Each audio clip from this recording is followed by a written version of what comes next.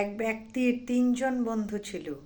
সে ব্যক্তিটি যখন মৃত্যুশয্যায়, তখন তিনি তার ৩ জন বন্ধুকে ডেকে পাঠালেন।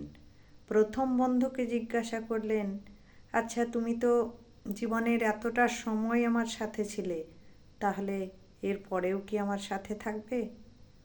প্রথম বন্ধু বলল, না ভাই, আমি এতটা সময় তোমার সাথে ছিলাম, কিন্তু আমাকে ক্ষমা করো, এরপরে আমি তোমার সাথে থাকতে পারবো না। দ্বিতীয় বন্ধুকে জিজ্ঞাসা করলেন, তুমি তো সারা জীবন আমার সাথে ছিলে, এর পরেও কি তুমি আমার সাথে থাকবে?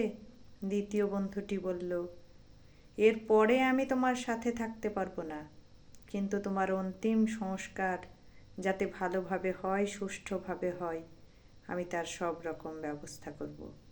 তৃতীয় বন্ধুকে জিজ্ঞাসা করলেন, আচ্ছা, তুমি তো সারা জীবন আমার সাথে ছিলে, এর পরেও কি তুমি আমার সাথে থাকবে? তৃতীয় বন্ধুটি বলল, আমি সারা জীবন যেমন তোমার সাথে ছিলাম, এর পরেও সব সময় আমি তোমার সাথে থাকব। জানেন এই ৩ জন বন্ধুকে? প্রথম বন্ধুটি হলো ধন, যে শুধু জীবিত অবস্থাতেই সাথে থাকে, মৃত্যুর পরে সে আর আমাদের কোনো কাজেই লাগে না। দ্বিতীয় বন্ধুটি হলো আমাদের পরিবার, যারা শুধুমাত্র আমাদের অন্তিম সংস্কার অবধি সাথে থাকে, আমাদের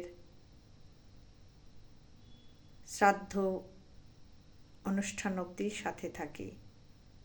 তৃতীয় বন্ধুটি হলো আমাদের কর্ম, যে মৃত্যুর পরেও আমাদের সাথে থেকে যায়। মৃত্যুর পরেও মানুষ আপনাকে মনে রাখবে আপনার কর্ম দিয়ে। মৃত্যুর পরে পরবর্তী জন্মে আপনি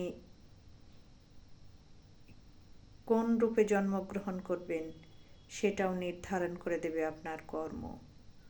তাই কর্মের প্রতি গুরুত্ব দিন, সবসময় ভালো কর্ম করতে থাকুন।